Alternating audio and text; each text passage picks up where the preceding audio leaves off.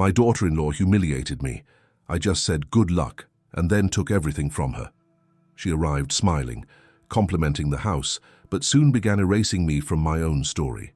She made my son sign papers, turned my home into a showroom, and tried to evict me with false promises.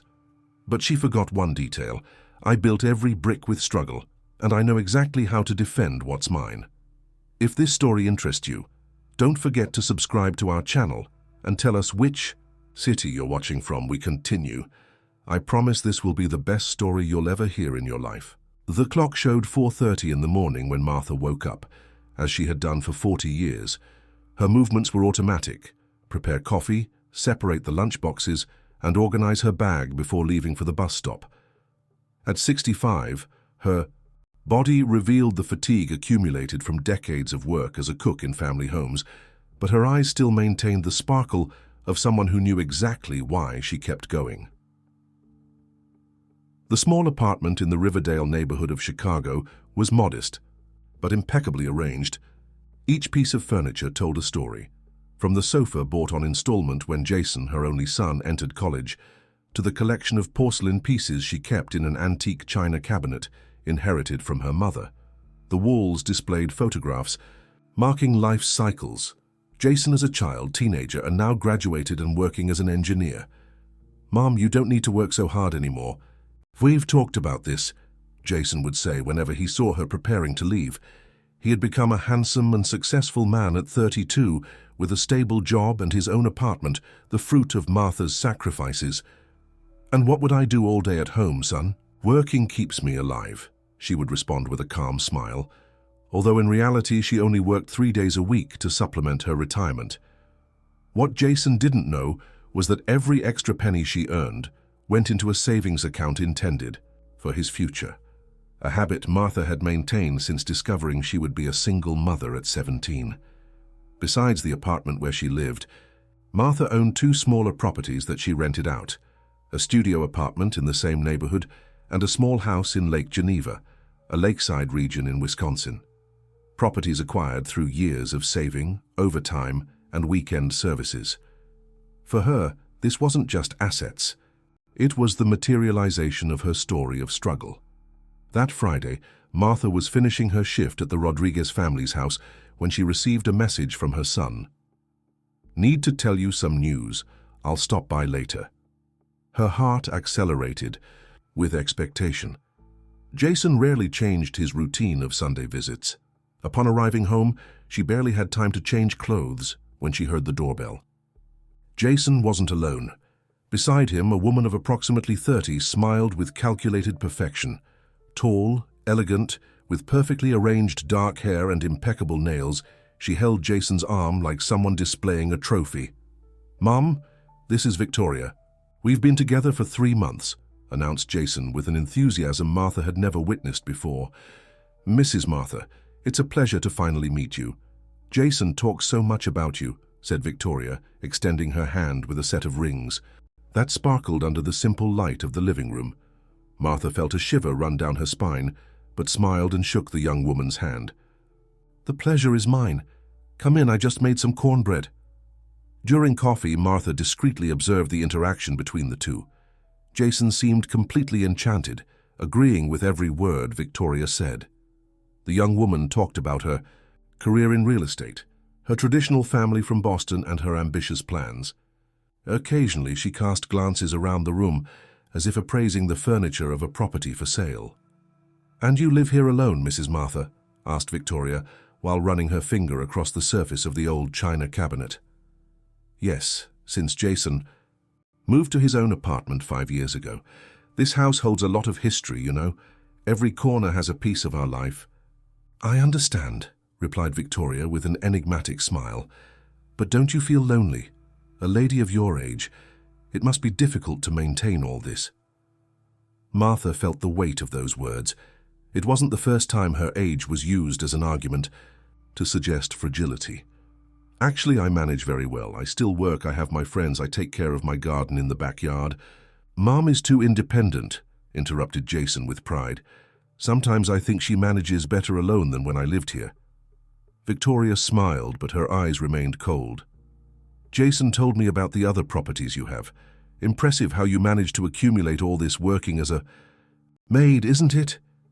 Martha swallowed hard. Cook. And yes, every brick was bought with a lot of sweat. I started working at 15 and never stopped. How inspiring, commented Victoria, now examining the photos on the wall. Jason, you didn't. Tell me your mother had such good taste. This photo here, is it at the lake house in Lake Geneva? Martha noticed the subtle change in the conversation's tone. Victoria already knew everything about her assets. She wasn't there to meet her, but to assess what she owned. In the months that followed, Victoria became a constant presence. At first, they were casual visits, then Sunday dinners, until Jason announced he was thinking about getting married. Martha saw the joy on her son's face and tried to ignore the growing discomfort she felt in the presence of her future daughter-in-law. Mum, Victoria had an idea. She thinks we should all live together here, said Jason one Sunday while helping wash the dishes. Here? But you have your apartment, son. Why would you come here? It's just that this place is bigger, has a yard, and Victoria thinks you shouldn't be alone. We could do some renovations, modernize a bit. What do you think? Martha felt as if the air had been sucked from her lungs. Her sanctuary, her carefully built space, was about to be invaded. However, the glow in her son's eyes prevented her from expressing what she truly felt. We need to talk more about this, Jason. A shared house requires many adjustments. Of course, Mom, but think about how good it would be to have movement in this house again. Victoria already has so many ideas for the renovation. Martha turned to the sink, pretending to concentrate on the dishes she was washing. Through the kitchen window, she could see her small garden in the backyard, the rose bushes she had cultivated for years, the organized beds that brought peace to her daily life. She felt that something important was about to change in her life, and it wouldn't be for the better. What Martha didn't know was that, while she and Jason were talking in the kitchen, Victoria was touring the rooms of the house, opening drawers, checking cabinets, making notes on her phone. Her calculating gaze was already planning each alteration, each substitution, each erasure of Martha's presence in that space, which, in her mind, no longer belonged to the woman who had built it with so much sacrifice. The change was faster than Martha could have imagined. In just 2 months, Jason and Victoria organized a simple wedding ceremony and began renovating the house. What started as a small modernization quickly transformed into a complete intervention.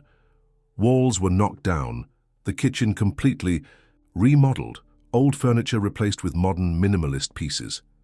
Each day, Martha felt that a piece of her history was being torn away. Mum, you'll love it when everything is ready. Victoria has great taste, Jason would say, without realizing how each change deeply affected his mother. During the renovation, Martha had to temporarily move to the studio apartment she rented, now vacant, a small and impersonal space where her most cherished belongings were stacked in cardboard boxes. Victoria had insisted that the renovation would be quicker if Martha wasn't in the worker's way. It's just 3 months, Mrs. Martha. Afterward, you'll return to a completely renovated house. It will look like a palace, said Victoria with false excitement, while supervising the removal of the old china cabinet from the living room.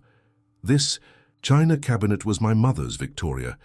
It's over 70 years old, commented Martha, watching the workers carry the furniture to a storage facility. I know, but it doesn't match the concept we're creating. We'll store it with care, who knows? Maybe one day we'll find a little corner for it, replied the daughter-in-law, without taking her eyes off the phone screen, where she was approving other changes with the decorator. Martha swallowed her tears and nodded silently.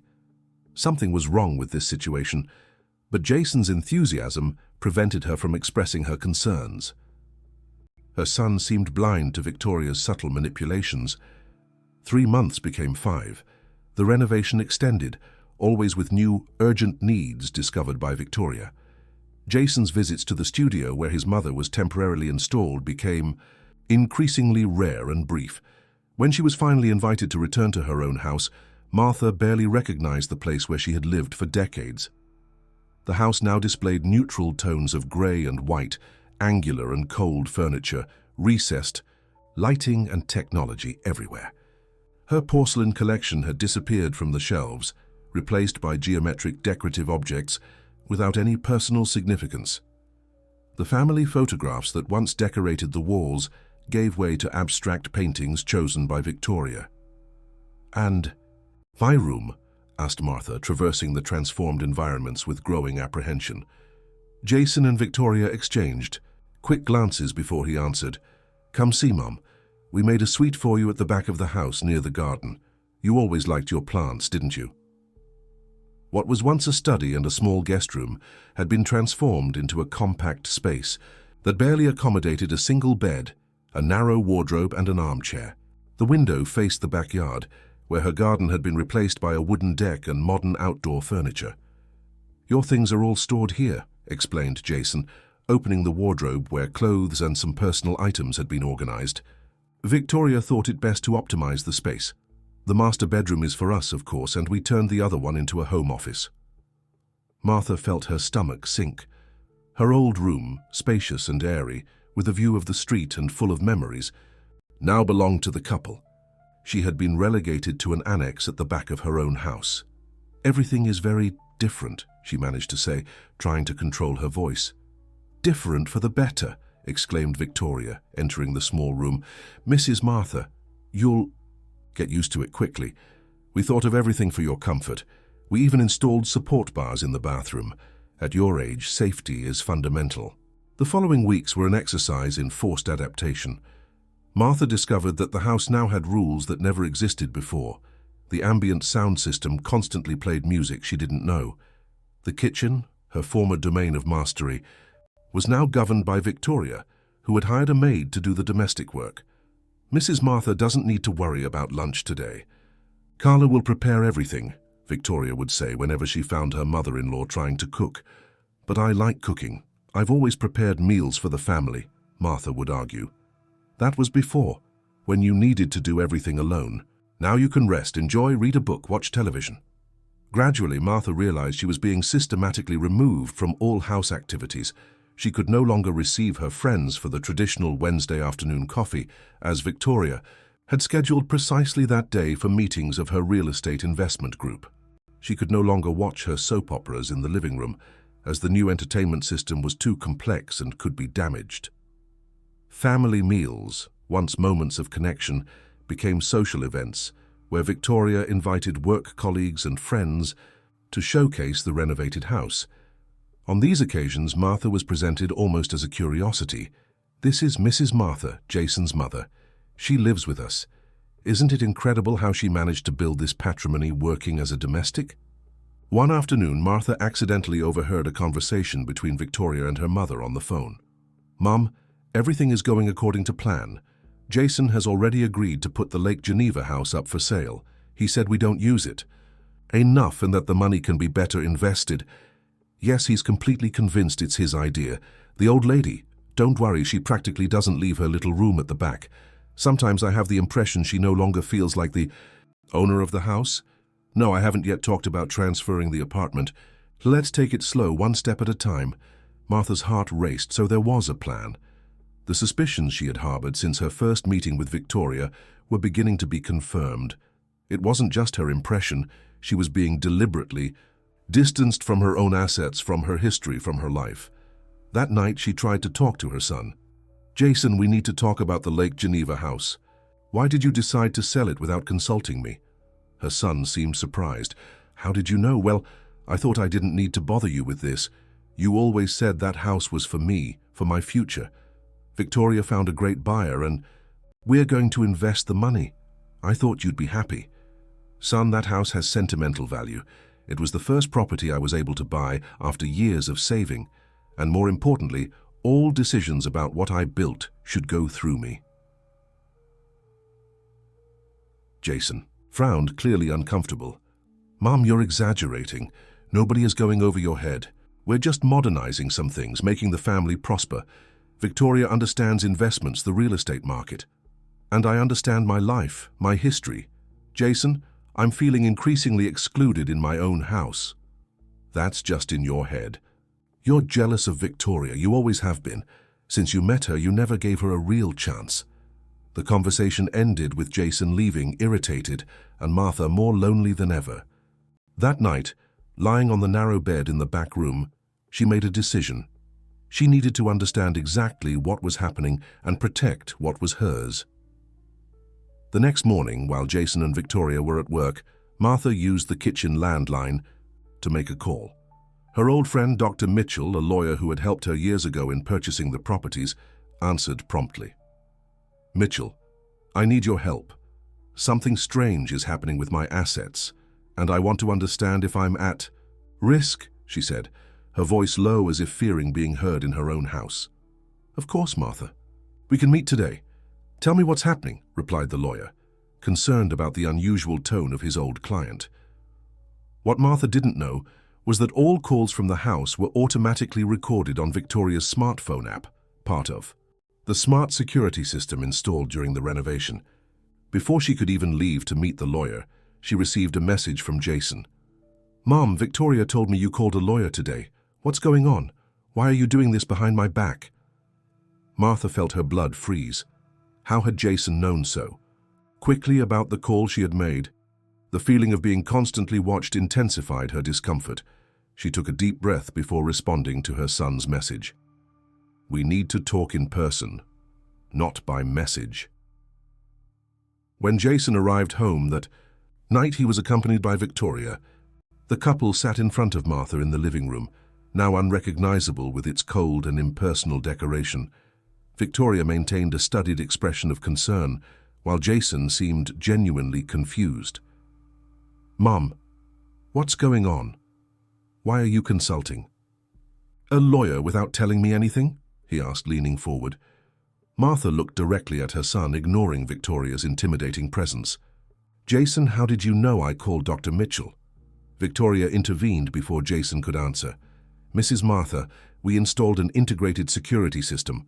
All calls are automatically recorded for family protection. It's nothing personal, it's technology." "Technology to spy on me in my own house," Martha retorted, feeling a courage she hadn't experienced in months.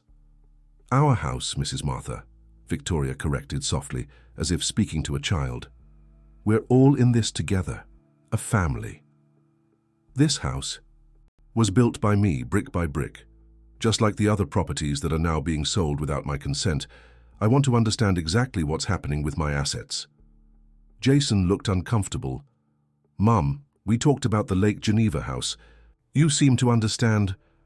"No, son, you communicated a decision already made to me. That's not talking." Victoria sighed dramatically.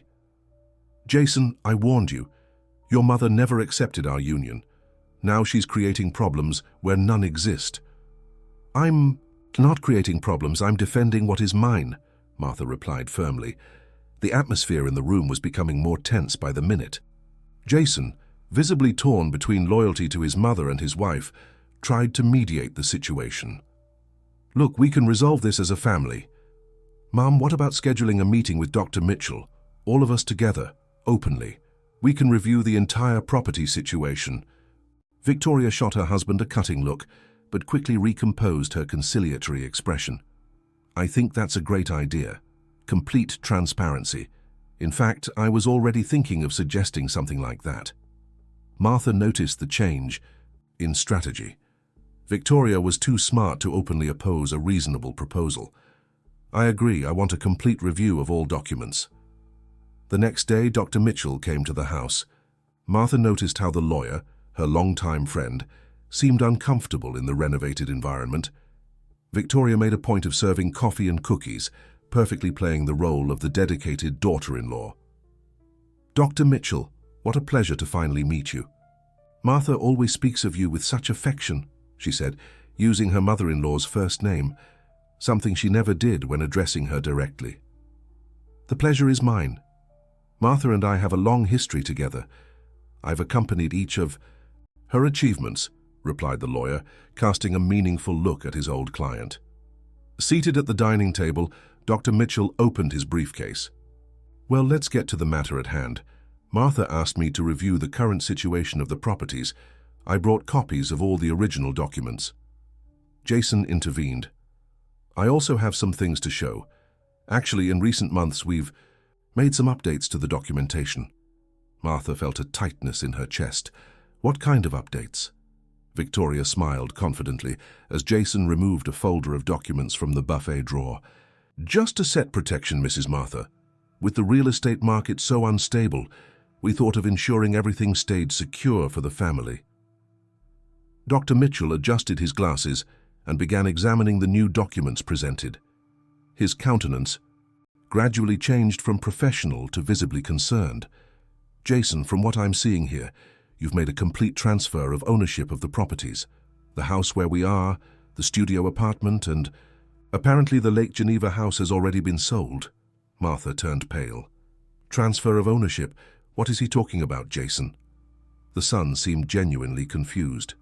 They're just protection documents, Mum, to ensure that if something happens to you, there won't be probate problems.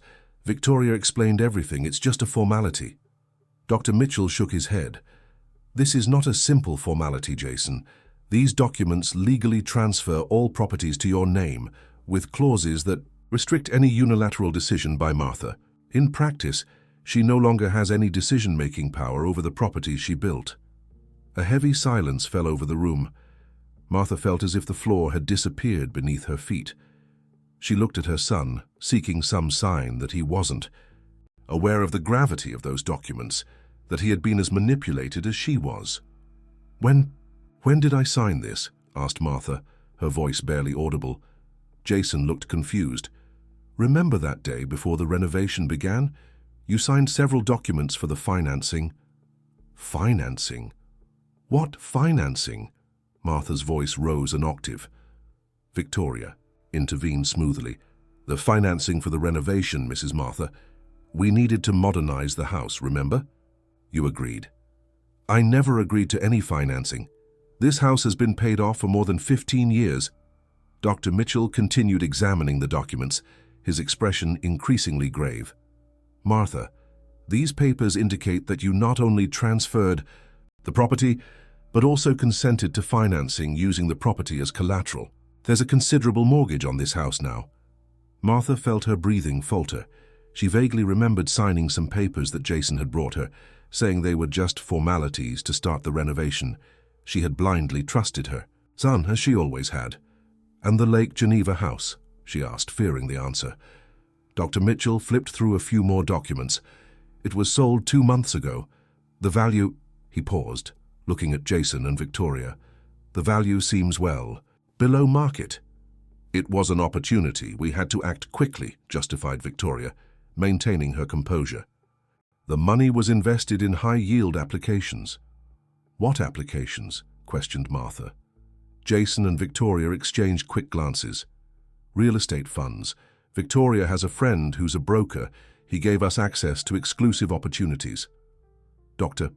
Mitchell closed the folder slowly. Martha, we need to talk privately. There are legal aspects here that need to be analyzed more carefully. Victoria stood up, indignant. There's no need for private conversations. We're a family. We don't have secrets. If there's something to be discussed, it can be in everyone's presence. This is not a family matter, ma'am. It's a legal matter, replied the lawyer firmly. Martha is my client and has the right to confidentiality. Martha is not just your client, she's my mother-in-law and lives in our house, Victoria retorted, letting slip what she really thought about the situation. In her house, corrected Dr. Mitchell. At least it was hers until recently. Jason, visibly distressed, intervened. Stop this. Mum, there's no conspiracy here. We did what we thought was best for everyone, to protect your assets, to ensure your comfort in old age. Martha looked at her son, hurt beyond words. Protect me? By putting me in a little room at the back of my own house, selling my properties without my real consent, making me sign documents I didn't fully understand. You were present when you signed. If you didn't read properly, we can't be held responsible, said Victoria, her mask of kindness finally falling. Dr. Mitchell interrupted. Actually, yes, you can. Inducement to error, possible emotional coercion, lack of transparency in information. There are several legal issues here that could invalidate these documents. Victoria's face hardened. Are you accusing us of something, doctor? Because I can call our lawyer right now. Our lawyer? Asked Martha. Since when do we have a lawyer? Who isn't Dr. Mitchell? Jason looked increasingly uncomfortable. Victoria hired a specialist in real estate law to assist us with the transfers. It was all within the law, Mom. Within the letter of the law, perhaps, but clearly not within its spirit, commented Dr. Mitchell. Martha, I strongly suggest we consider immediate legal measures to freeze any other transaction until we clarify all of this. At that moment, Victoria's phone rang. She looked at the screen and her face paled slightly. I need to answer. It's from the bank, she said, moving away to the hallway. Martha seized the opportunity. Son, do you really understand what's happening? These documents leave me completely vulnerable. If you decide to remove me from this house tomorrow, legally I cannot do anything. Jason seemed genuinely shocked. We would never do that, Mum. I would never allow you to be disrespected in that way. I'm already being disrespected, son. Every day, every decision made without consulting me, every change that erases my history in this house, all of this is disrespect. Dr. Mitchell intervened gently. Jason, you seem like a good young man. I have no doubt that you love your mother. But you need to understand the gravity of what has been done here. These documents effectively dispossess Martha of everything she built throughout her life. Victoria returned to the room, visibly disturbed. Jason, we need to go to the bank now. There's been a problem with one of the investments. What investments? Insisted Martha. The money from my Lake Geneva house? Our investments, Victoria corrected coldly. And yes, we need to resolve this immediately. Jason, torn between his wife's urgency and the situation with his mother, seemed completely lost. Mom, we'll talk later. This is just a misunderstanding. Doctor. Mitchell placed his hand on Martha's shoulder. I'll leave my card. Call me anytime. And don't sign any more documents without my presence. When Jason and Victoria hurriedly left, Martha remained seated at the table, the papers spread before her telling the story of how she had lost everything she had built. Dr. Mitchell, still present, looked at her with compassion. What do we do now? She asked, her voice breaking. Now, Martha, we begin to fight for what is yours. In the weeks that followed, Martha experienced a mixture of emotions that oscillated between profound anguish and renewed determination. Her first impulse was to withdraw, to let herself be beaten down by the betrayal of her son and daughter-in-law, but something inside her, perhaps the same strength that had sustained her through a lifetime of struggles, refused to surrender. With Dr. Mitchell's guidance, she began gathering evidence. The first action was to recover copies of all the original property documents stored in an old folder at the bottom of her wardrobe. She recorded in a diary each suspicious conversation she overheard, each strange movement of the couple, each decision made without her knowledge. Jason and Victoria seemed increasingly tense. The visit to the bank that day had revealed that the high-yield investment where the money from the sale of the Lake Geneva house was supposedly placed showed irregularities. Victoria spent hours on the phone, speaking in a low voice with people Martha had never met. What's happening with the money from the sale of my house? Martha asked during a dinner where the tension was palpable. Our money, Mrs. Martha, Victoria corrected automatically. And there's nothing wrong, just a temporary bureaucratic issue. Jason barely raised his eyes from his plate. Don't worry, Mom. Victoria is taking care of everything. Like she's taking care of the mortgage on this house, or the sale of the studio apartment that's also being negotiated without my knowledge. Her son choked on his food. How do you know about the studio? I still have friends, Jason, people who care about me and warn me when they see my assets being dismantled. Victoria put down her fork with irritation. Jason, your mother is becoming paranoid? Perhaps we should consider that rest home we discussed. Rest home? Martha felt a chill run down her spine. Jason's face flushed intensely. It's not what it seems, Mom. Victoria just mentioned that if your health worsened, we would need to consider specialized care options. My health is perfectly fine. What isn't fine is what you're doing with everything I built throughout my life. Victoria stood up abruptly. I won't tolerate accusations in my own house. I'm trying to help this family prosper, and all I receive are suspicions. This is not your house. Martha replied calmly, finding an inner strength she didn't. No, she still possessed. And the truth is that you never cared about this family. You only cared about what you could extract from it. That night, Martha overheard a heated discussion between Jason and Victoria. For the first time, her son seemed to question his wife's decisions. What do you mean the Lake Geneva money was used as collateral? You said it was in safe investments. And it is. I just needed to use part of it as collateral for a loan. It's perfectly normal in the market, Jason. You don't understand anything about finances. What I understand is that it was my mother's money, Victoria. Money she worked for her entire life. Your money, Jason. The documents are in your name, remember? It was you who wanted it that way. Because you said it was to protect her assets. The discussion continued until late hours, with Victoria alternating between emotional manipulations and explosions of anger. Martha, in her room at the back, recorded everything with the cell phone that Dr. Mitchell had given her specifically for this purpose. The next morning, Jason left early for work, his eyes red from not having slept well. Victoria remained at home, making a series of calls from her improvised office in the former dining room.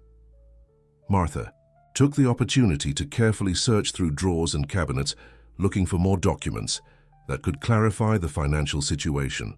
At the bottom of an office drawer, she found what she was looking for: bank statements, loan contracts, and, most shockingly, a draft divorce document already prepared, where Victoria claimed half of all assets, including those that originally belonged to Martha. With trembling hands, she photographed each page and sent them to Dr. Mitchell. Then she put everything back exactly as she had found it. Victoria's plan was beginning to become clear: appropriate Martha's assets, convert everything into liquid assets, then divorce Jason, taking half of everything.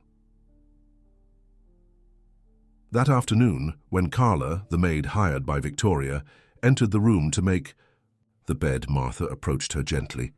"Carla, can I ask you a question? How does Victoria refer to me when I'm not around?" The young woman looked uncomfortable. "I don't know if I should." "Please, it's important to me." Carla hesitated before answering in a low voice. She usually calls you that old woman who lives in the back. Says that soon you won't be a problem anymore."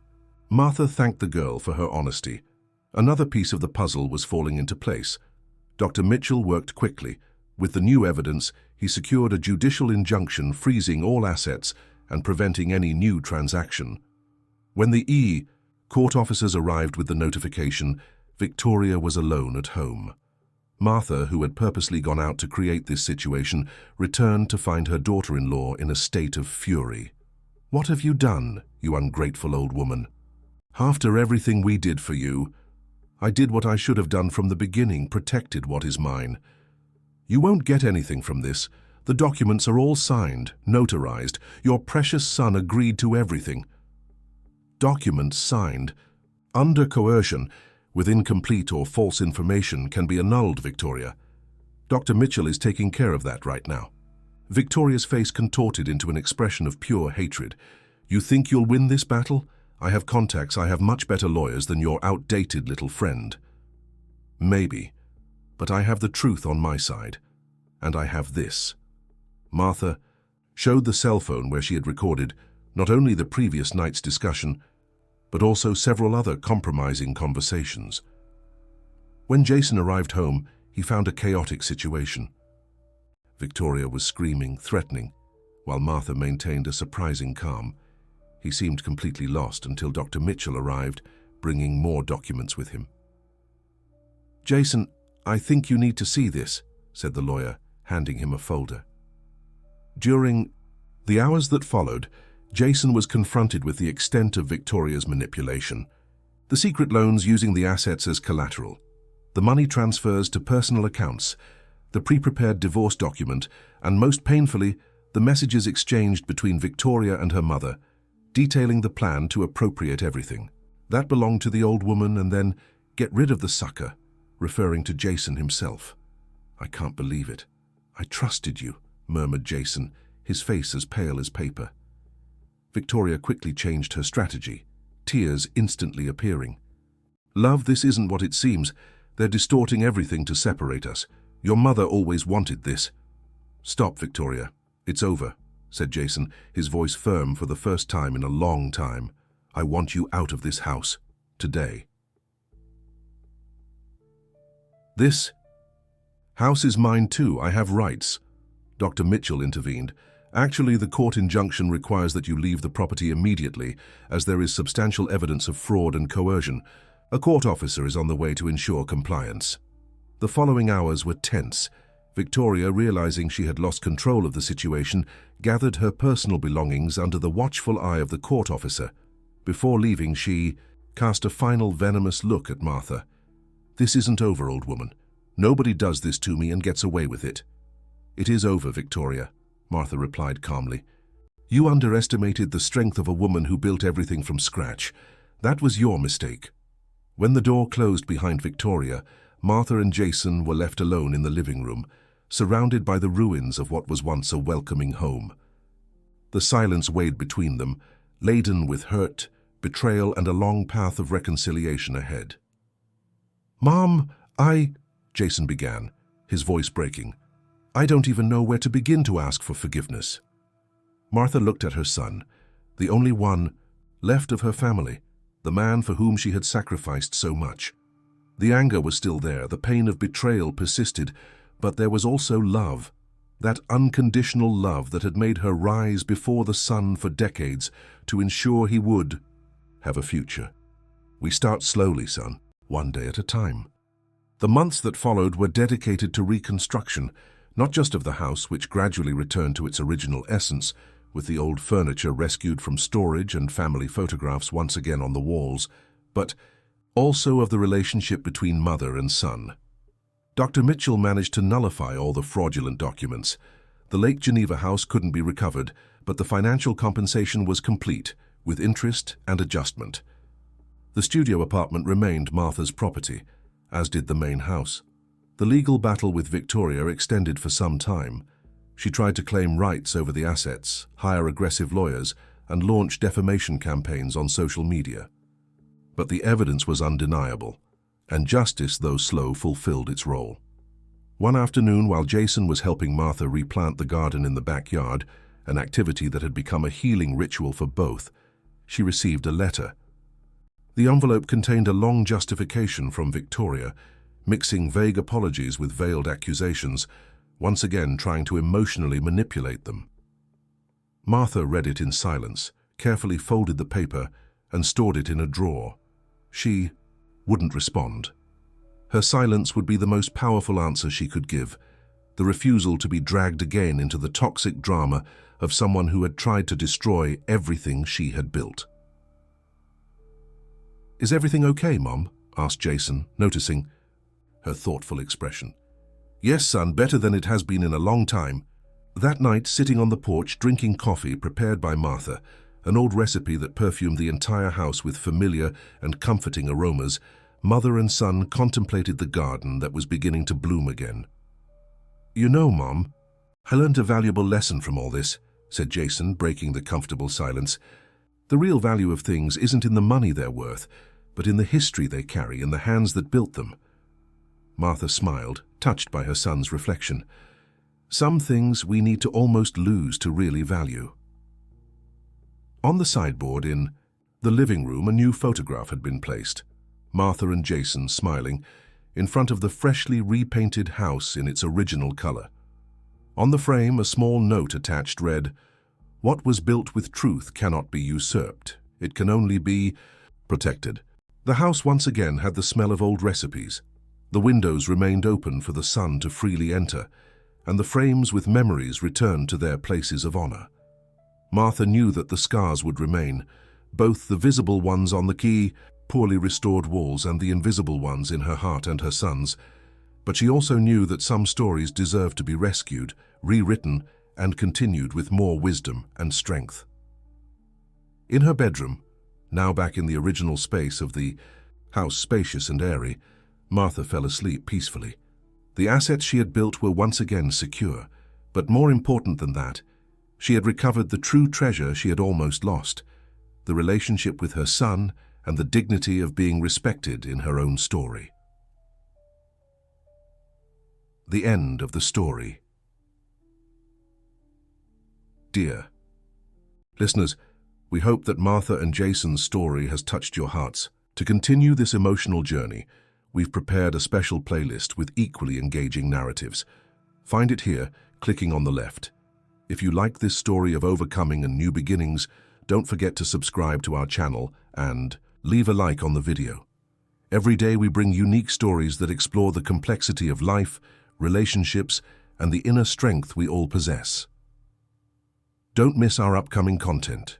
We're eager